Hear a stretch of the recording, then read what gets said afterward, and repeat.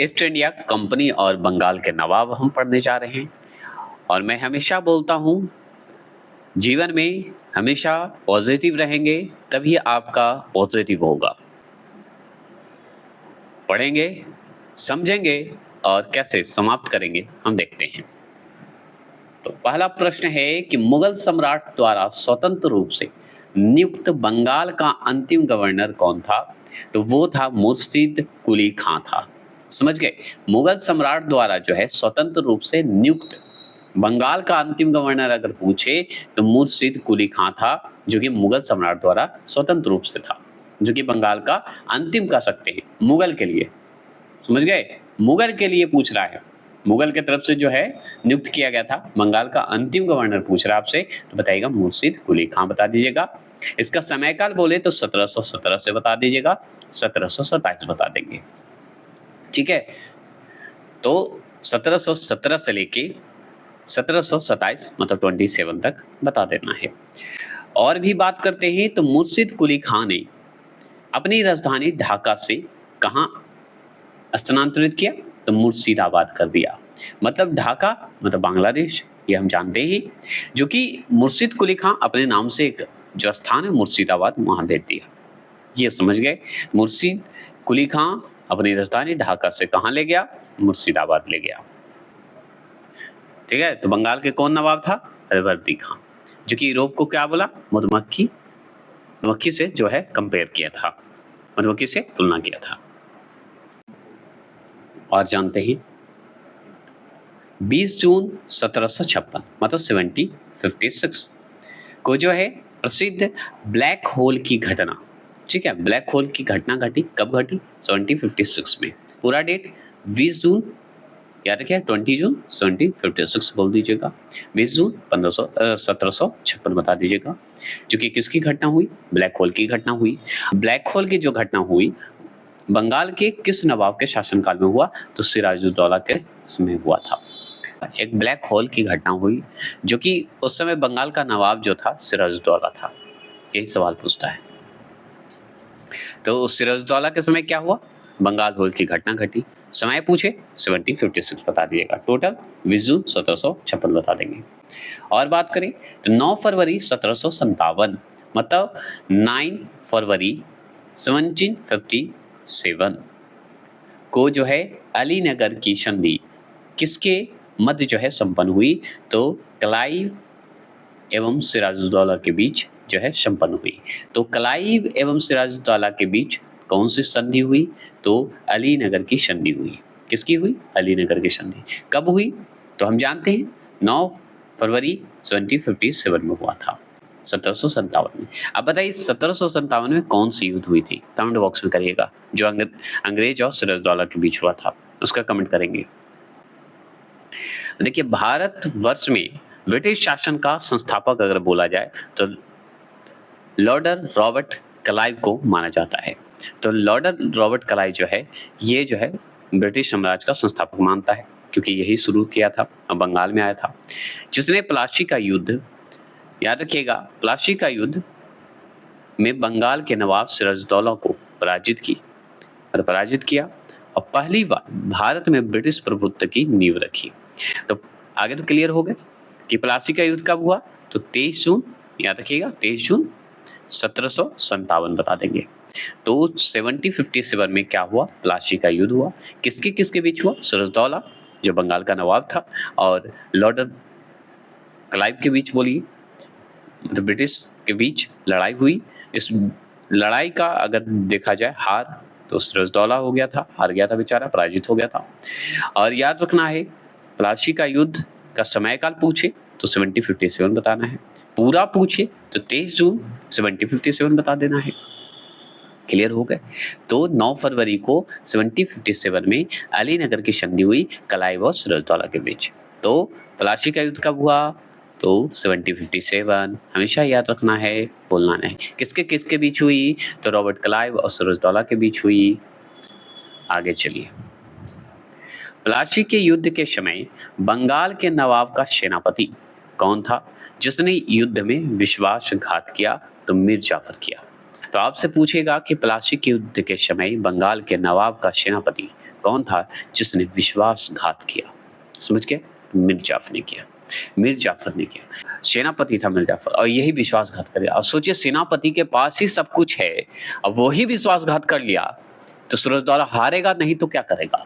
Robert Clive ने क्या किया है कि मीर जाफर को खरीद लिया है और मीर जाफर जो है सेनापति था, जो कि जिसके हाथों में सारा हथियार है, सब कुछ है, वो करेगा विश्वासघात तो राजा क्या कर सकता है? हारेगा ही।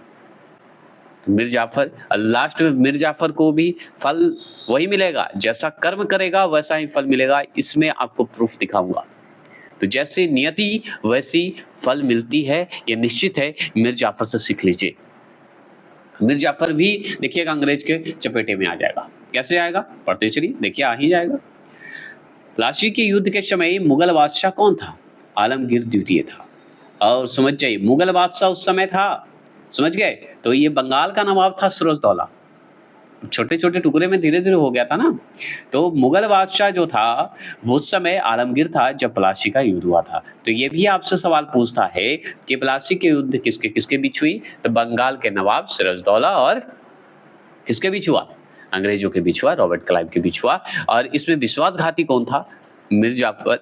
मीर जाफर जो है विश्वासघाती था, जो कि किसका सेनापति था? सिराजदौला का था। और उस समय मुगल बादशाह कौन था? तो आलमगीर द्वितीय उस समय मुगल बादशाह था, जो कि प्लासी का युद्ध जब हो रहा था। तो ये भी पूछेगा कि जब प्लासी का युद्ध हो रहा था उस समय मुगल बादशाह कौन है? तो आलमगीर द्वितीय है। प्लासी का युद्ध के पश्चात बंगाल का नवाब कौन बना? मीर जाफर। इसी के लोभ में तो मीर जाफर धोखा दिया सूरजदौला को कि मैं बंगाल का नवाब बन जाऊंगा, भाई सूरजदौला को हरा देंगे, प्लासी का युद्ध में अंग्रेज की तरफ हम चल जाते हैं, मिल जाते हैं, सपोर्ट करते हैं। और ये कारण ये समझ जाए मीर जाफर भी पटकेगा, मीर जाफर भी जाएगा हवा में, समझ गए? लेकिन सोचता है कि हम छल कर दिए, अब तो बंगाल का नवाब बन गया, अंग्रेज तो मेरा भाई है। अरे भाई, कोई किसी का भाई नहीं हो सकता, क्योंकि मीर जाफर जैसा किया है वैसा तो फल मिलेगा। आप शुरू से पढ़ते आ रहे होंगे, मेरा अगर हिस्ट्री का ऑनलाइन में पढ़ते आ रहे हैं तो बिंबिसार से पढ़ते आ जाइए। सारा एक दूसरे जैसा करता है वैसा छल उसको मिलते जा रहा है। अजातशत्रु ने अपने पिता को मारा, अजातशत्रु को उदयन ने मार दिया, है ना? तो इस तरह का छल चलते आ रहा है। तो बताइए जैसा करेगा वैसा तो फल मिलेगा ही ना। तो उसी तरह मीर जाफर को भी तो मिलेगा। अब अंग्रेज जब एक के साथ छल किया है तो सभी के साथ करेगा। तो जिसकी प्रवृत्ति छल की है वो किसी के साथ भी कर सकता है। तो भरोसा करके किसी पे ना जाएं। ये चीज सीखते हुए चलिएगा। ये सब हम देखिए, ये सब जो स्टोरी जोड़ रहा हूँ ये मत समझिएगा कि मैं ये दिल का जो है टूटा हुआ परिंदा हूँ, ऐसा कुछ नहीं है। मैं ये इसलिए क्योंकि आजकल इमोशनली जो इफेक्ट हो रहा है लोगों पे, उससे जोड़कर अगर पढ़ाऊंगा तो आपके दिल को छुएगा और क्वेश्चन आपको फील होगा, इसलिए पढ़ा रहा हूँ। तो ये अगर तरीका पसंद आ रहा है तो बताइएगा, अगर नहीं आ रहा है तो कोई बात नहीं, हम तरीके बदल देंगे। लेकिन जिनको अच्छा लग रहा है वो तो अच्छी बात है, जिनको नहीं लग रहा हम क्षमा चाहेंगे। ओके, चलिए। वर्ष 1760 में अंग्रेज ने मीर जाफर को हटाकर किसे बंगाल का नवाब बनाया? लीजिए, मीर कासिम को। अब मीर कासिम को बना दिया। यहाँ पे भी गेम हो गया, अब मीर कासिम को बना दिया। अब देखिए 1760 में क्या हुआ बताइए? मीर जाफर को हटा दिया। मीर जाफर सोचा क्या, हाँ बंगाल का नवाब बन गया, अब जीवन भर रहेंगे। लेकिन ये जाना ही नहीं कि जिसका साथ दे रहे हैं राजा, वो राजा धोखा ही देगा। की नजर तो पूरे भारत पे हो गई थी धीरे धीरे, मतलब पूरे बंगाल पे, फिर भारत पे हो जाएगा। तो उसी तरह मीर जाफर को हटा के मीर कासिम को बैठा दिया। अब मीर कासिम से भी लड़ेगा। तो ये चलते आ रहा है। तो 1760 में अंग्रेज ने क्या किया? मीर जाफर को हटा दिया और बंगाल का नवाब मीर कासिम को बना दिया।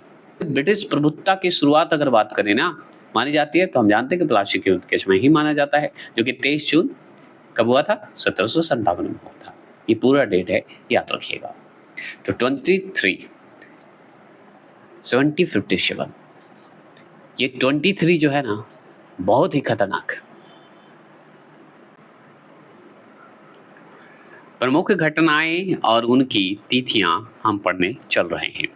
जैसे कि हम पढ़ चुके हैं कि घटना और वर्ष जो पढ़ रहे हैं, जिसमें हम ब्लैक होल घटना पढ़े थे, जो कि सिराजुद्दौला के समय ये घटना हुआ था, जो कि बंगाल का नवाब था। तो जो ब्लैक होल की घटना घटी वो 20 जून 1756 में घटी। मतलब 1756 मतलब 56 में, 1756 में। तो टोटल अगर समय पूछे तो 20 जून याद रखिएगा, 1756 में जो है ब्लैक होल की घटना घटी, ये हम जानते हैं। और उसके बाद चलते हैं कि अलीनगर की संधि अगर बोले तो 9 फरवरी 1757 में हुआ था। तो आपसे पूछेगा कि अलीनगर की अगर संधि पूछे कि अलीनगर की संधि कब हुई थी और किसके-किसके बीच हुई थी, तो सिराजुद्दौला और अंग्रेजों के बीच हुआ था, जो कि 9 फरवरी 1757 में हुआ था। और यही आगे चल के जो है ये संधि के बाद जो है लड़ाई हो जाता है, जो कि हम ऊपर पढ़े हैं। तो प्लासी का युद्ध याद रखिएगा, प्लासी का युद्ध 23 जून जो है याद रखेंगे 23 जून 1757 में हुआ था। तो प्लासी का युद्ध कब हुआ? 23 जून 1757 में। आगे तो संधि हुई किसके-किसके बीच? सिराजुद्दौला और अंग्रेज के बीच। कौन सी संधि? अलीनगर की संधि। कब हुई? 9 फरवरी 1757 में। फिर क्या हुआ कि इन दोनों में जो संधि हुई उसमें नहीं बात बनी, तो प्लासी का युद्ध शुरू हो गया 23 जून 1757। लेकिन इसमें विश्वासघात के कारण सिराजुद्दौला बेचारा हार जाता है। तो विश्वासघात करने वाला कौन है? मीर जाफर था, जो कि सेनापति था। अब देखिए प्लासी का युद्ध पढ़िए तो बक्सर का युद्ध कैसे छोड़िएगा? बक्सर के युद्ध के बाद तो पूरा अंग्रेज समझिए अपने अंडर में ले लिया था, जो कि 22 अक्टूबर 1764 में हुआ था।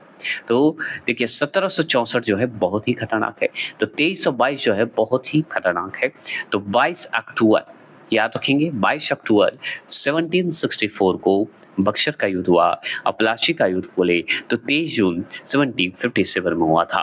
तो 23 जून 1757 में प्लासी का युद्ध हुआ और बक्सर के युद्ध 22 अक्टूबर 1764 में हुआ था, 64 में हुआ था। तो 1700 में ही दोनों हुए, प्लासी का युद्ध भी और बक्सर का युद्ध। आप कमेंट में बताइए बक्सर के युद्ध किसके बीच हुआ, ये तो कमेंट कर ही सकते हैं आप, करिएगा।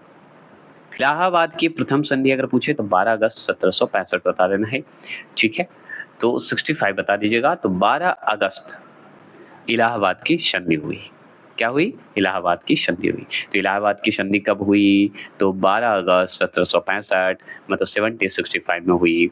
इलाहाबाद की द्वितीय संधि कब हुई? तो 16 अगस्त 1765 में ही द्वितीय संधि भी हुआ। मतलब तुरंत-तुरंत लड़ाई हो गया। 4 दिन बाद इलाहाबाद की प्रथम संधि हुई 12 अगस्त 1765 में। इलाहाबाद की द्वितीय संधि भी हुई कब? 16 अगस्त 1765 को। ठीक है। अब एक हुआ था बनारस की संधि, जो कि कब माना जाता है? 1773 में माना जाता है। मतलब 1773 में जो हुआ था वो बनारस की संधि हुई थी। अब ये सब भी हम पढ़ेंगे, क्यों हुआ था, किस कारण हुआ था, ये सब पढ़ेंगे। तो आज आगे चलते हैं और वन लाइनर जानते हैं। ईस्ट इंडिया कंपनी का ये जो पढ़ा रहा हूँ इससे ज़्यादा सवाल नहीं आएगा। अब ये और भी अगर देगा तो हम उतना पढ़ा चुके हैं एनसीईआरटी का। अगर मेरा प्रीवियस ईयर नहीं पढ़े तो जाकर पढ़ लीजिएगा, रिक्वेस्ट है, क्योंकि उससे ज़्यादा क्वेश्चन नहीं आएगा। चलिए अब देखिए 22 अक्टूबर 1764 को बक्सर के युद्ध में अंग्रेजों ने मीर कासिम, अवध के नवाब शुजा-उद-दौला तथा दिल्ली के मुगल सम्राट शाह आलम द्वितीय की सम्मिलित सेना को पराजित किया था। कौन किया था? अंग्रेज ने किया था। तो बक्सर का युद्ध जो हुआ था, प्लासी का युद्ध तो आप जानते हैं कि सिराजुद्दौला, ठीक है, और अंग्रेज के बीच हुआ था, जिसमें मीर जाफर छल कर दिया था। लेकिन जब बक्सर का युद्ध हुआ तो बंगाल का नवाब कौन था उस समय? मीर कासिम था, जो कि मीर जाफर को हटा दिया था 1760 में और मीर कासिम को बिठा दिया था। ठीक है, जैसा किया था मीर जाफर वैसा ही इसको फल भी मिला था। तो मीर कासिम, जब प्लासी का युद्ध हुआ तो हम जान गए। बक्सर का जब युद्ध हो रहा था तो बक्सर का युद्ध जो है हम जानते हैं कि 22 अक्टूबर को हुआ, 1764 में हुआ। ठीक है, ये इसमें जो है अंग्रेज एक तरफ थे, ठीक है, और मीर कासिम, अवध के नवाब जो शुजा-उद-दौला था, ये जान लीजिए। तो शुजा-उद-दौला जो है अवध का नवाब था और सिराजुद्दौला जो था वो बंगाल का नवाब था, याद रखना है, जिसमें प्लासी का युद्ध में हम पढ़े हैं। तो दोनों में अंतर समझ जाइए। अगर अवध का नवाब पूछे तो तलबी शाह वाला शुजा-उद-दौला याद रखेगा। अगर बंगाल का नवाब पूछेगा, मान लीजिए प्लासी के युद्ध में बंगाल का नवाब पूछेगा, तो तो अगर पूछेगा कि बक्सर का जब युद्ध हुआ तो उस समय कौन-कौन था जो कि अंग्रेज से लड़ रहे थे? तो मीर कासिम जो कि बंगाल का नवाब था। अवध का नवाब जो है, अवध जो लखनऊ को जानते हैं, वहाँ का शुजा-उद-दौला था। और दिल्ली का जो मुगल सम्राट था, शाह आलम द्वितीय। ये तीनों ने मिलकर क्या किया? अंग्रेज के खिलाफ विरोध कर दिया और बक्सर का युद्ध में सम्मिलित हो गए और बक्सर का युद्ध लड़ लिए। 22 अक्टूबर 1764 में ये युद्ध हुआ। ठीक है, 1764 में। कौन सा युद्ध? बक्सर का युद्ध, जिसमें मीर कासिम बंगाल का नवाब बंगाल की तरफ से लड़ रहा था, अवध की तरफ से शुजा-उद-दौला और दिल्ली के मुगल जो सम्राट था शाह आलम द्वितीय वो था। तो तीनों 3 क्षेत्र से लड़ रहे थे, बंगाल, अवध और दिल्ली। ये तीनों राजा मेन जो नवाब था वो लड़ रहा था। तीनों किससे लड़ रहा था? अंग्रेज से। लेकिन तीनों के साथ छल के साथ या हार गया युद्ध में, पराजित हो गया। 1764 से समझिए इसके अंग्रेज जो है पूरा कब्जा कर लिया था। बक्सर के युद्ध कब हुआ? तो 1764 में। किसके बीच हुआ? तो अंग्रेज और मीर कासिम, शुजा-उद-दौला और मुगल सम्राट शाह आलम द्वितीय के बीच हुआ था। 3 जो नवाब हैं, अवध के नवाब बोलिए, बंगाल के नवाब और दिल्ली के जो मुगल सम्राट के शाह आलम द्वितीय हैं उनके बीच। तो तीनों ने मिलकर किसके साथ लड़ाई की? अंग्रेजों के साथ लड़ाई की। और ये बक्सर का युद्ध हुआ 22 अक्टूबर 1764। 22 अक्टूबर 1764 में क्या हुआ? बक्सर का युद्ध हुआ। क्लियर हुआ?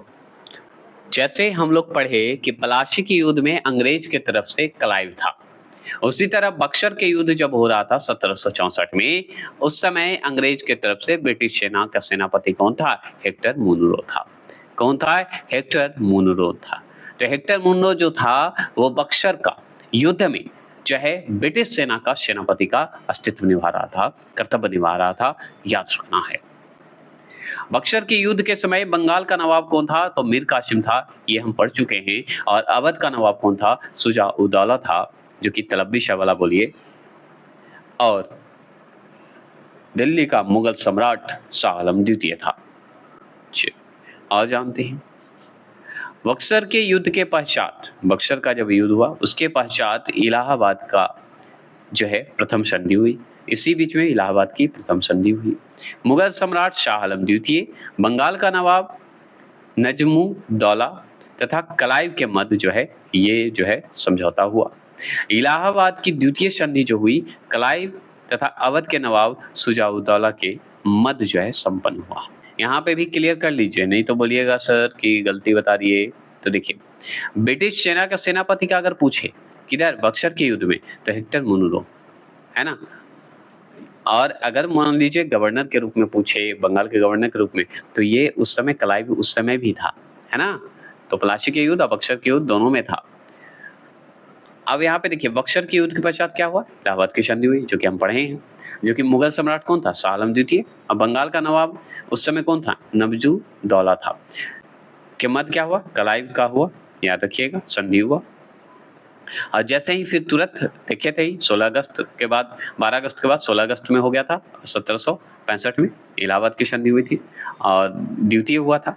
12 में प्रथम, याद रखिए 12 अगस्त 1765 में प्रथम इलाहाबाद की संधि हुई, है ना।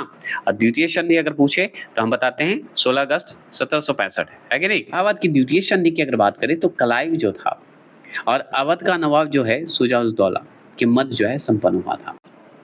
और जान लीजिए कि किस संधि के माध्यम से अंग्रेजों को बंगाल, बिहार और उड़ीसा की दीवानी प्राप्त हुई? तो इलाहाबाद की संधि के बाद हो गया था, क्योंकि बक्सर का युद्ध में लगभग तो अंग्रेज जीत ही गया था, है कि नहीं, जीत गया था। अब सोचिए अवध को छीन लिया, आपको दिल्ली को छीन लिया, बंगाल को छीन लिया, तो उस समय बंगाल, बिहार और उड़ीसा सबका दीवान तो मिल ही गया ना, समझ गए।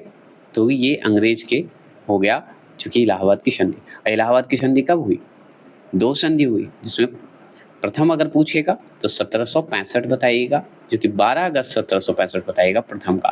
द्वितीय का पूछेगा 16 अगस्त 1765 बता देंगे। मतलब 1765 में इलाहाबाद की संधि हुई। उस समय बंगाल, बिहार और उड़ीसा का दीवानी प्राप्त हो गया था। स्वर्ग से उत्पन्न सेनानायक किसे कहा गया? रॉबर्ट क्लाइव को कहा गया। ये हम लोग की तरफ से नहीं कहा गया, ये तो अंग्रेजों की तरफ से कही है। स्वर्ग से उत्पन्न सेनानायक कौन है? तो रॉबर्ट क्लाइव। उन लोग के लिए तो था ही, हम लोग के लिए तो गुलामी शुरू हो गया था। इलाहाबाद की जब संधि हुई मतलब 1765 में, उसके पश्चात क्या हुआ? बंगाल में द्वैत शासन चालू हो गया। क्या हो गया? द्वैत शासन आ गया। और द्वैत शासन जब आ गया तो इसकी स्थापना का श्रेय जाएगा किसको? रॉबर्ट क्लाइव को ही। रॉबर्ट क्लाइव ही तो द्वैत शासन लाया था। ये भी क्लियर होगा, कोई दिक्कत तो नहीं। शुजा उदौला देखे थे, अब सिराज उदौला फिर से आ गया, जो कि ये प्लासी के युद्ध में भूमिका निभाया था, ठीक है ना, 1757 में। तो सिराज उदौला के जो है फोर्ट विलियम्स पर आक्रमण के समय किसके नेतृत्व में अंग्रेजों ने ज्वारग्रस्त फुलटा द्वीप पर जो है शरण ली? तो वो गवर्नर ड्रेक ने ली। बहुत अच्छा बात यह है कि सिराजुद्दौला से वो डरता था। ये बंगाल का नवाब था, याद रखिएगा, ठीक है। सिराजुद्दौला ने क्या किया? फोर्ट विलियम पर आक्रमण कर दिया। किस पे? फोर्ट विलियम पे आक्रमण कर दिया। सिराजुद्दौला जो कि कहाँ का था? बंगाल का नवाब था, जो कि प्लासी के युद्ध में भूमिका निभाया था। फोर्ट विलियम पर क्या किया? आक्रमण। तो फोर्ट विलियम पर आक्रमण के समय किसके नेतृत्व में अंग्रेजों ने ज्वारग्रस्त फुलटा द्वीप पर जो है शरण ले लिया? फुलटा द्वीप पर शरण ले लिया था। तो वो गवर्नर ड्रेक के नेतृत्व में हो रहा था, जो कि ज्वारग्रस्त फुलटा द्वीप पर ले लिया था। जब विलियम फोर्ट पर आक्रमण किया ना तो भागकर वहां चला गया, ये कहिए, जो कि अंग्रेजों की तरफ से नेतृत्व कर रहा था। तो सिराजुद्दौला से डर के मारे भाग गया उस समय, सोचिए। तो ये कहने का मतलब है कि हम पढ़े थे सिराजुद्दौला के बारे में, सिराजुद्दौला पढ़ लिए। देखिए, सिराजुद्दौला पढ़े, ये बंगाल का नवाब था। और तलबी शाह शुजाउद्दौला पढ़ेंगे तो ये हम पढ़ेंगे कहाँ का नवाब? ये पढ़ेंगे अवध का नवाब, क्योंकि अभी लखनऊ को कहते हैं। उत्तर मुगल कालीन राज्यों के संस्थापक की बात करेंगे। तो उत्तर मुगल कालीन में जो अलग अलग राज्य के जो संस्थापक बने थे, प्रांत के जो संस्थापक उस समय बने थे, उसकी बात करेंगे।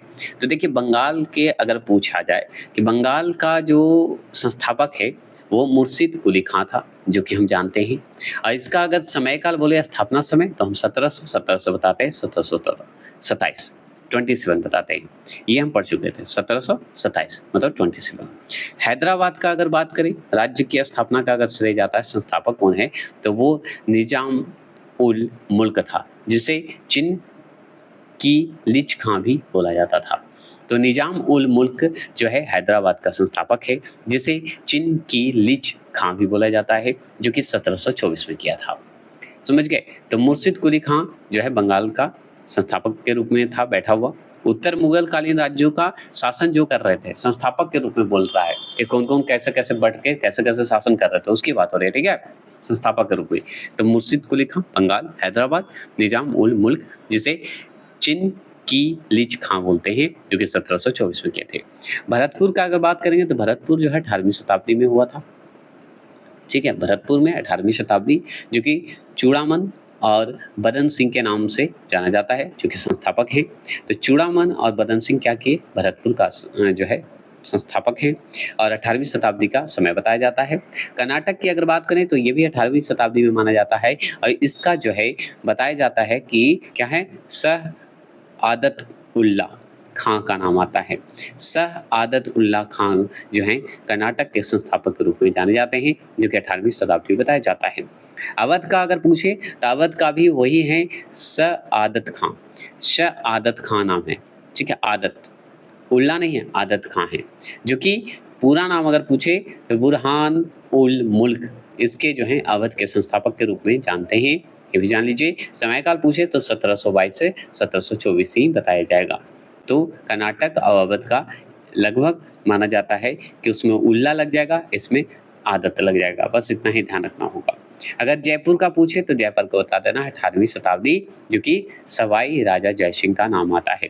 तो सवाई राजा जयसिंह का सवाल डायरेक्ट पूछता है कि कब किए थे, तो 18वीं शताब्दी मतलब 1700 के लमसम माना जाता है, जो कि जयपुर की स्थापना किए थे। सवाई राजा जयसिंह का नाम आता है। मोहम्मद खां बंगश, क्या बोलते हैं? बंगश, ये जो हैं रुहेल पठान का जो है स्थापना किए थे 18वीं शताब्दी। 18वीं शताब्दी में मैसूर का भी हुआ था, जो कि हैदर अली का नाम जाता है। तो हैदर अली ने मैसूर का स्थापना किया, याद रखिएगा, मतलब संस्थापक है। और रुहेल पठान का संस्थापक मोहम्मद खां बंगेश है, और जयपुर का राजा जय सिंह है, सवाई राजा जय सिंह है। और शाह आदत खां जो कि अवध का है। कर्नाटक का शाह आदत उल्ला खां का नाम आता है। चूड़ामन और बदन सिंह भरतपुर का स्थापना किए थे, ये भी जानते हैं। हैदराबाद का नाम आता है निजाम उल मुल्क, याद रखना है। और बंगाल का तो हम मुर्शिद कुली खां का नाम आता है। क्लियर हो गए? तो ये इंपॉर्टेंट था, और ये हमारे ईस्ट इंडिया कंपनी यूरोपी का आगमन। अब हम पढ़ने जा रहे हैं, इसी में क्षेत्रीय राज्य पंजाब एवं मैसूर के बारे में पढ़ेंगे। जितने भी पंजाब और मैसूर से संबंधित जो प्रश्न आएंगे वो हम क्लियर करेंगे और जल्द खत्म करेंगे। उसके बाद हम ब्रिटिश राजनीतिक एवं प्रशासनिक नीतियों के बारे में पढ़ेंगे। तो चलिए शुरू करते हैं। सिख साम्राज्य की बात हो रही है, पंजाब और मैसूर है तो सिख साम्राज्य की बात होगी, पंजाब है। तो सिख साम्राज्य का संस्थापक किसे माना जाता है? तो हम बताएंगे महाराजा रणजीत सिंह को माना जाता है, और 1799 ईस्वी में माना जाता है। क्लियर हो गए? तो सिख साम्राज्य का संस्थापक किसे माना जाता है? महाराजा रणजीत सिंह को, जो कि 1799 समय काल बताया जाता है। सिख साम्राज्य का, समझ गया, साम्राज्य है, सिख धर्म नहीं, सिख साम्राज्य, ये जरूर ध्यान रखना होगा। तो सिख साम्राज्य का संस्थापक महाराजा रणजीत सिंह, जो कि 1799 में किए थे, ये बोलिएगा। चलिए आगे बात करते हैं। फिर महाराजा रणजीत सिंह जो हैं किस मिसल से संबंधित हैं? जैसे यहाँ पे जैसे धर्म में बांटा जाता है, जाति में बांटा जाता है, उसी तरह उसमें मिसल होते थे। ठीक है, तो महाराजा रणजीत सिंह किस मिसल से संबंधित थे? तो हम बताएंगे शुकर चकिया मिसल से संबंधित थे, जो कि ये सवाल पूछ चुका है, वो भी स्टेट, सीटेट और बिहार बीपीएससी में पूछ चुका है। तो महाराजा रणजीत सिंह अगर पूछे कि मिसल जो है किस मिसल से संबंधित हैं, तो शुकर चकिया से संबंधित हैं। ये मैंने एमसीक्यू में भी करवा चुका हूं पहले से। और मेरा जो पुराना वीडियो देख रहे हैं उसमें अगर मेरी भाषाओं की त्रुटि आपको समझ में नहीं आ रही है तो हम क्षमा चाहेंगे, लेकिन कुछ कुछ भाषाओं को मैंने जानबूझ के तोड़ मरोड़ किया है। ये मेरा पढ़ाने का थोड़ा सा अलग तरीका है, इसलिए क्योंकि मेरी गलतियों को अगर आप रोकते हैं, टोकते हैं, तो आपको ही याद होगा, मुझे नहीं। और ये ह्यूमन साइकोलॉजिकल रूप से देखा गया है कि अगर मेरी त्रुटियों को आप अगर याद है कोई भी सब्जेक्ट, और अगर मेरी त्रुटि होती है, आप उस पर रोक टोक करते हैं या आप उस पे जो है बात को पकड़ते हैं, तो समझ जाइए आपकी मेमोरी में वो याद आ रहा है, और जब वो क्वेश्चन आएगा तो कभी नहीं भूलिएगा। ये ह्यूमन साइकोलॉजिकल थॉट है। तो ये मैं बता दे रहा हूँ, और ये मैं तरीका शुरू से अपनाता हूँ, याद रखिएगा। ठीक है, चलिए। महाराजा रणजीत सिंह के राज्य की राजधानी कहाँ स्थित है? तो लाहौर है। तो महाराजा रणजीत सिंह के राज्य की राजधानी अगर पूछे कहाँ स्थित है, तो हम बताएंगे लाहौर में स्थित है। हमेशा याद रखिएगा, जो कि अभी वर्तमान में पाकिस्तान में चला गया है ना। तो लाहौर हो गया ना राजधानी, पहले नहीं था, पहले तो भारत में ही था ना। महाराजा रणजीत सिंह ने सुप्रसिद्ध कोहनूर हीरा किससे प्राप्त किया था? तो वो करने वाला और कोई नहीं, शाह शुजा से प्राप्त किए थे। तो कोहनूर हीरा किससे प्राप्त किए? तो शाह शुजा से प्राप्त किए। कौन किए? तो महाराणा रणजीत सिंह ने, याद रखना होगा। तो महाराणा रणजीत सिंह को शाह शुजा ने प्रसिद्ध कोहनूर हीरा दिया था, याद रखना होगा। आगे बात करें तो 25 अप्रैल 1809 को, तो 25 अप्रैल 1809 को अमृतसर की संधि किन के मध्य संपन्न हुआ? तो महाराजा रणजीत सिंह तथा अंग्रेज के मध्य हुआ था। तो आपसे अगर सवाल पूछे कि महाराजा रणजीत सिंह और अंग्रेज के मध्य कौन सी संधि हुई, तो हम बताएंगे अमृतसर की संधि हुई थी। और कब हुआ? तो 25 अप्रैल 1809 को हुआ। कब हुआ? 25 अप्रैल 809 बोल सकते हैं, सॉरी 1809 बता दीजिएगा, मतलब 1809 बता दीजिएगा। ठीक है, ये भी क्लियर हो गए। और भी जानकारी लेते हैं, और थोड़ा फास्ट चल रहे हैं तो फास्ट खत्म करेंगे। महाराजा रणजीत सिंह एक धर्मनिरपेक्ष शासक थे, इसलिए उन्होंने कहा था कि ईश्वर की इच्छा थी कि मैं सब धर्मों को एक निगाह से देखूं, इसलिए उसने दूसरी आंख की रोशनी ले ली। समझ गए? मतलब रोशनी जो होता है, आंख का जो देखने का प्रकाश कहिए, वो उनकी आँखों से छीन लिया था। तो कहने का मतलब है कि महाराजा रंजीत सिंह एक धर्मनिरपेक्ष शासक थे, इसलिए उन्होंने कहा, उनकी एक डायलॉग थी, कौन-सी डायलॉग है सुन लीजिए। ईश्वर की इच्छा थी कि मैं सब धर्मों को एक निगाह से देखूं, इसलिए उसने दूसरी आंख की रोशनी ले ली। उनकी दूसरी आंख की जो है आंख जो है खराब हो गया और उनकी प्रकाश जो है चला गया था, तो दूसरी आंख की रोशनी ले ली। यही कहने का मतलब है। कहने का मतलब यही हुआ कि सभी धर्मों को एक समान मानूंगा मैं। वर्ष 1845 में प्रारंभ हुआ प्रथम आंग्ल सिख युद्ध के दौरान जो है भारत का गवर्नर जनरल कौन था? तो लॉर्ड हार्डिंग प्रथम था। तो लॉर्डर हार्डिंग ऐसे बोलते हैं, ठीक है, हार्डिंग प्रथम जो था वो क्या था, ये अब जान लीजिए, भारत का गवर्नर जनरल था। कब गवर्नर जनरल था ये लॉर्डर हार्डिंग? तो याद रखना है, प्रथम आंग्ल सिख युद्ध हुआ था, उसके समय में वो गवर्नर था, भारत का गवर्नर जनरल था। तो प्रथम है, द्वितीय आएगा एक बाद में, ठीक है। तो लॉर्डर जो है ये प्रथम है, हार्डिंग प्रथम है, जो कि कब शुरू हुआ? प्रथम आंग्ल सिख युद्ध 1845 बताया जाता है, शुरुआत बताया जाता है। चलिए अब देखिए, प्रथम आंग्ल सिख युद्ध किस संधि द्वारा समाप्त हुआ? तो ये लाहौर की संधि हुई थी, 1846 में हुई थी, मतलब 1846 में हुई थी। तभी ये जो है प्रथम आंग्ल सिख युद्ध जो है समाप्त हुआ था। तो आप क्लियर याद रखिएगा, 1845 से लेके 1846 तक क्या हुआ? तो युद्ध चला प्रथम आंग्ल सिख युद्ध, जो कि 1846 में लाहौर की संधि हुई और इस संधि में जो है क्या हुआ? समाप्त हो गया प्रथम आंग्ल सिख युद्ध। तो लाहौर की संधि हुई, कब हुई? 1846। महाराजा रंजीत सिंह का उत्तराधिकारी कौन था? बता सकते हैं, तो खड़ग सिंह था। खड़ग सिंह नाम है, खड़ग सिंह है। तो महाराजा रंजीत सिंह का उत्तराधिकारी अगर बोले कौन था, तो बताइएगा कौन? बताइए। तो हम बताएंगे, खड़ग सिंह को बता देंगे। और भी जानकारी लेते हैं। सिख साम्राज्य का अंतिम शासक अगर पूछे कौन था, तो दलीप नाम आता है। तो दलीप सिंह क्या थे? तो सिख साम्राज्य का अंतिम शासक थे, हम जानते हैं, ठीक है, अंतिम शासक थे। तो आपसे सबसे बड़ा सवाल पूछता है कि महाराजा रंजीत सिंह किस मिसल के थे? तो सुकर चकिया मिसल के थे। ये भी आप याद रखेंगे, और ये सब सवाल मैं पूछ चुका हूं। और भी बात करें, और बात करूं तो सुनिए, पुरंदर की संधि जो है, बताइए, महत्वपूर्ण संधियां हम याद कर लेते हैं जो कि पंजाब और मैसूर से संबंधित है, तो ये जरूरी है पढ़ना, तो हम पढ़ रहे हैं। पुरंदर की संधि अगर पूछे तो 1665 बता देना है। तो 1665 में याद रखिएगा क्या हुआ था? पुरंदर की संधि हुई थी।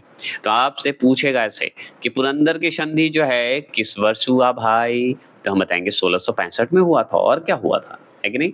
चलिए, वडगांव की संधि, बहुत इंपॉर्टेंट शब्द है वडगांव की संधि। वडगांव की संधि का अगर समय काल पूछे ना, तो 1779 बता देना है। मतलब 1665 में क्या हुआ? पुरंदर की संधि हुई। 1779 में क्या हुआ? तो हम बताएंगे 1779 में हुआ वडगांव की संधि हुई। 1779 ऐसे बोलते हैं। सलवाई की संधि अगर पूछे, तो सलवाई की संधि इतना बार पूछा है, आप लोग को याद कर लेना चाहिए, वीवीआई प्रश्न है। तो सलवाई की संधि में जो है 1782 में किए थे। क्या किए थे? 1782 में। तो 1782 में किसकी संधि हुई? साल बाई की संधि हुई। तो साल बाई की संधि पूछे तो 1782 में हुआ था। 1782 में क्या हुआ? तो सलवाई की संधि हुई, याद हो रहा होगा आपको। अब जैसे बड़गांव की संधि पढ़े 1779 में, उसी तरह देवगांव की संधि भी हुई, जो कि 1803 में हुआ था। तो 1803 में कौन सी संधि हुई? देवगांव की संधि हुई। 1803 बोलिएगा, देवगांव की संधि हुई। चलिए, ये भी बात हो गई। अगर आपसे पूछे सुरजी अर्जुन गांव की संधि जो है किस वर्ष हुई? 1803 में ही हुई। तो देवगांव की संधि और सुरजी अर्जुन गांव की संधि अगर पूछे तो 1803 टिक लगा के आ जाएगा। आप दोनों का सही हो जाएगा, आप सभी का सही हो जाएगा, आप दोनों का नहीं, दोनों आंसर का सही हो जाएगा। पूना की संधि अगर बात करें तो पूना की संधि हुई थी 1817 में। कब हुआ? 1817 में। तो पूना की संधि 1817। अच्छा, लाहौर की संधि तो 1846। 1846 में क्या हुआ? लाहौर की संधि हुई। ये हम जानते हैं क्योंकि 1845 में जो है प्रथम सिख युद्ध हुआ था। ठीक है, सिख और अंग्रेज का युद्ध हुआ था। अंगल सिख बोलते हैं या सिख अंगल बोलिए, युद्ध हुआ जो कि 1845 में हुआ था, जो कि 46 में जो है समाप्त हुआ लाहौर की संधि के माध्यम से। अगर और बात करें तो अमृतसर की संधि कब हुई? तो 1809 में हुआ। अमृतसर की संधि किसके किसके बीच हुई बता सकते हैं? तो महाराजा रंजीत सिंह और अंग्रेज के मध्य हुआ था और 1809 में हुआ था, 1809 में हुआ था। तो आपसे पूछेगा 25 अप्रैल 1809 बता देना है अमृतसर की संधि हुई। चलिए आगे बढ़ते हैं। द्वितीय आंग्ल सिख युद्ध किस गवर्नर जनरल के कार्यकाल में हुआ? तो हम बताएंगे लॉर्ड डलहौजी के कार्यकाल में हुआ। तो आपसे पूछेगा कि द्वितीय आंग्ल सिख युद्ध जो है किस गवर्नर जनरल के कार्यकाल में हुआ? तो लॉर्ड डलहौजी के कार्यकाल में हुआ था। ये आपको ध्यान रखना होगा। तो द्वितीय आंग्ल सिख युद्ध किस गवर्नर जनरल के काज में हुआ? तो लॉर्ड डलहौजी के काज में हुआ। आपसे पूछेगा प्रथम किसके समय हुआ था? तो लॉर्ड हार्डिंग प्रथम था उस समय जब प्रथम सिख आंग्ल युद्ध हुआ था। अब जो है द्वितीय सिख आंग्ल युद्ध अगर पूछे उस समय गवर्नर कौन था, गवर्नर जनरल कौन था? उस समय गवर्नर जनरल होते थे तो लॉर्ड डलहौजी थे। ठीक है, तो लॉर्ड डलहौजी जो था वो गवर्नर जनरल था जब द्वितीय आंग्ल सिख युद्ध हुआ था। चलिए 13 जनवरी 1849 13 जनवरी 1849 को जो है चिली या वाला युद्ध में जो है अंग्रेजों या अंग्रेजी सेना का नेतृत्व किसके द्वारा किया गया? तो लॉर्ड गफ द्वारा किया गया था। तो लॉर्ड गफ द्वारा क्या किया गया? चिली या गोवा एक युद्ध हुआ था। समझ गए? कितने सारे युद्ध हुए हैं सोचिए। सब में एक ना एक क्रांतिकारी हमारे यहाँ भारत में पैदा हुआ है। अंग्रेज को जो है अकेले ही छक्का छुड़ाया है, ये बोलिए। अगर सपोर्ट होता तो समझिए कब का अंग्रेज को कुछ नहीं होता, मसल देते। लेकिन क्या कर सकते हैं, गद्दारों की कमी तो भी नहीं है। चलिए 13 जनवरी 1849 की बात करते हैं।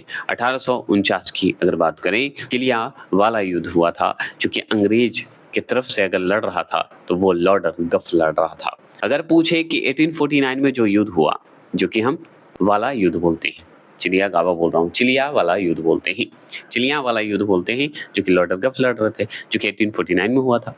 तो 1849 में ब्रिटिश साम्राज्य में जो है सिख साम्राज्य के विलय के दौरान भारत का गवर्नर जनरल कौन था? जब ब्रिटिश साम्राज्य में मिला लिया गया सिख साम्राज्य को, तो उस समय भारत का गवर्नर जनरल कौन था? तो लॉर्ड डलहौजी था। यही तो काम करता था, हड़प नीति का काम लॉर्ड डलहौजी का ही था, तो हड़पता था। तो 1849 में ब्रिटिश साम्राज्य में जो है सिख साम्राज्य को मिला लिया, विलय कर लिया। उस समय भारत का गवर्नर जनरल अगर पूछी तो लॉर्ड डलहौजी था। अगर बात करूं हम स्वतंत्र राज्य के रूप में मैसूर की स्थापना किसके द्वारा स्थापित की गई?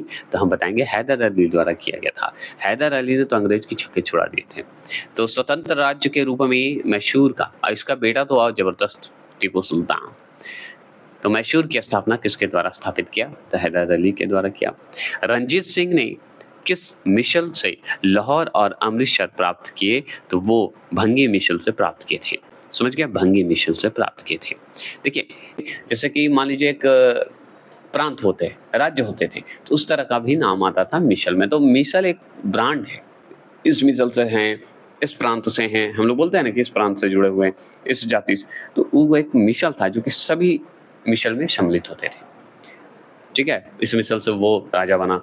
कई तरह का मिसल का नाम है, मिसल का अलग अलग नाम है। तो उसी तरह भंगी मिसल से संबंधित है ये, जो कि लाहौर और अमृतसर को प्राप्त किए थे। चलिए प्रथम आंग्ल मैसूर युद्ध की अगर हम बात कर रहे हैं तो हमको आगे डेट याद रखना होगा कि कब से कब तक हुआ था, है कि नहीं? तो आगे तो देख लीजिए कि आंग्ल मैसूर युद्ध कितने हुए थे? प्रथम, द्वितीय, तृतीय और चतुर्थ, 4 हुए थे। जैसे मैसूर भी आपका 2 आपको दिखाता है, उसी तरह मैसूर बोला हूँ, सिख जो है आपको लगभग 2 ही होता है, लेकिन आंग्ल मैसूर जो होते हैं वो 4 होते हैं। 4 युद्ध हुए थे, जिसमें प्रथम अगर आंग्ल मैसूर युद्ध पूछे, समय काल पूछे तो बताइएगा 1767 से लेके 69 बता देना है। तो 1767 से लेके 69 तक क्या हुआ, तो प्रथम आंग्ल मैसूर युद्ध हुआ। इसके अगर मैसूर का शासक पूछे तो हैदर अली था, हैदर अली के समय हुआ था, तो हैदर अली भी ताकतवर था। बंगाल का गवर्नर कौन था जब प्रथम आंग्ल मैसूर युद्ध हो रहा था, तो लॉर्ड वेरे लस्ट था, याद रखिए वेरेल लस्ट बोल दीजिएगा। तो वेरे लस्ट अगर पूछे आपसे कि ये बंगाल का गवर्नर था जो किसके साथ लड़ा, तो हैदर अली के साथ लड़ा। वेरे लस्ट के द्वारा जो लड़ा गया, लस्ट बोलते हैं, ठीक है, द्वारा जो लड़ा गया इस युद्ध को क्या कहा गया, प्रथम आंग्ल मैसूर युद्ध कहा गया। समय काल बोले तो बताइएगा 1767 से लेके 69 ईस्वी बता देना है। क्लियर हो गए। और जब समाप्त कब हुआ, तो 69 में समाप्त हुआ, क्योंकि इस समय मद्रास की संधि हुई और तब समाप्त हुआ। तो हैदर अली और वेरेलस्ट के बीच कौन सी संधि हुई, तो मद्रास की संधि हुई। चाहे ये भी सवाल होगा मैसूर और बंगाल के बीच जो है बताइए कौन सी संधि हुई, तो मद्रास की संधि हुई। तब युद्ध समाप्त हो गया, प्रथम आंग्ल मैसूर युद्ध। कब हुई, तो 1769 में हुआ। ये भी क्लियर हो गए। अब इसमें विशेष क्या थी, कारण क्या क्या हुआ जब समाप्त हुआ, तो कारण क्या है, तो हैदर अली दक्षिण भारत का प्रथम शासक था। तो दक्षिण भारत का, साउथ इंडिया का हैदर अली जो है प्रथम शासक था जो अंग्रेजों से पराजित नहीं हुआ। सोचिए, हैदर अली जो ऐसा है, साउथ इंडिया का शासक हैदर अली, याद रखना है कि ये अंग्रेजों से कभी नहीं हारा। चलिए ये क्लियर हो गया। आपसे पूछेगा द्वितीय आंग्ल मैसूर युद्ध जो हुआ कब से कब तक हुआ, ये इंपॉर्टेंट है। तो 1780 से लेके 84 तक बता देना है। तो 1780 से लेके 1784 तक कौन सी युद्ध हुई, द्वितीय आंग्ल मैसूर युद्ध हुआ। अब द्वितीय आंग्ल मैसूर युद्ध हुआ, इस समय भी मैसूर का शासक हैदर अली ही था, और लेकिन बंगाल का गवर्नर चेंज था, वारेन हेस्टिंग था। अब इसमें थोड़ा सा आपको देखना पड़ेगा। तो वारेन हेस्टिंग जो था वो बंगाल का गवर्नर था। तो हैदर अली और वारेन हेस्टिंग के द्वारा कौन सी युद्ध हुई दोनों के बीच, तो द्वितीय आंग्ल मैसूर युद्ध हुई। लेकिन इन दोनों के युद्ध के बाद जब 1784 में, याद रखिएगा 1784 में कौन सी संधि पर द्वितीय आंग्ल मैसूर युद्ध समाप्त हुआ, तो हम बताएंगे मैंगलोर की संधि। तो मैंगलोर की संधि जो है वो जब आया तो क्या करिएगा, मैसूर शासक और बंगाल के गवर्नर के बीच द्वितीय आंग्ल जो है युद्ध समाप्त हो गया। कौन सी संधि के तहत, मंगलोर संधि के तहत। इसमें विशेष बात क्या है कि हैदर अली की मृत्यु हो गई थी, उसके बाद टीपू सुल्तान के नेतृत्व में युद्ध हुआ था। तृतीय आंग्ल मैसूर देखते यहाँ पे देखिएगा, बता देते हैं। द्वितीय आंग्ल मैसूर युद्ध में हैदर अली और टीपू सुल्तान दोनों भूमिका में थे, जिसमें हैदर अली की मृत्यु हो गई थी, लेकिन शासक के रूप में हैदर अली ही था। लेकिन तृतीय आंग्ल मैसूर युद्ध जब हुआ, कब हुआ, 1790 से लेके याद रखिए 1792, ठीक है, 92 में। तो 1790 से लेके 92 तक जो हुआ वो तृतीय आंग्ल मैसूर युद्ध हुआ, जो कि उसका प्रमुख अगर शासक पूछे मैसूर का तो टीपू सुल्तान बता दीजिएगा। और लड़ने वाला बंगाल के गवर्नर कौन था, तो लॉर्ड कॉर्नवालिस था। तो लॉर्ड कॉर्नवालिस और टीपू सुल्तान के बीच जो युद्ध हुई उस युद्ध का नाम है तृतीय आंग्ल मैसूर युद्ध, जो कि 1790 से लेकर 1792 बताया जाता है, जो कि 92 बोलते हैं। ठीक है, तो 1792 में क्या हुआ, कौन सी संधि के तहत तृतीय आंग्ल मैसूर समाप्त हुआ, तो श्रीरंगपट्टनम की संधि हुई। अब श्रीरंगपट्टनम की संधि जो हुई कब हुई, 1792 में हुई। और किसके किसके बीच हुई, टीपू सुल्तान और लॉर्ड कॉर्नवालिस के बीच हुई।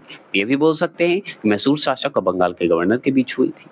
ये भी हो गया। इसका विशेष बात है कि टीपू सुल्तान की स्थिति कमजोर हो गई थी। अब उस समय बेचारा थोड़ा सा कमजोर हो गया था, क्योंकि कॉर्नवालिस कमजोर थोड़ी था, लेकिन तो भी ऐसा नहीं, लेकिन कमजोर हो गया था। चतुर्थ आंग्ल मैसूर युद्ध जब हुआ तो वो उस समय कब हुआ, 1799 में हुआ, मतलब 1799 में हुआ। उस समय टीपू सुल्तान और लॉर्ड वेलेजली जो है दोनों था, मतलब बंगाल के तरफ से गवर्नर जो था वो लॉर्ड वेलेजली था, और टीपू सुल्तान जो है मैसूर का शासक था।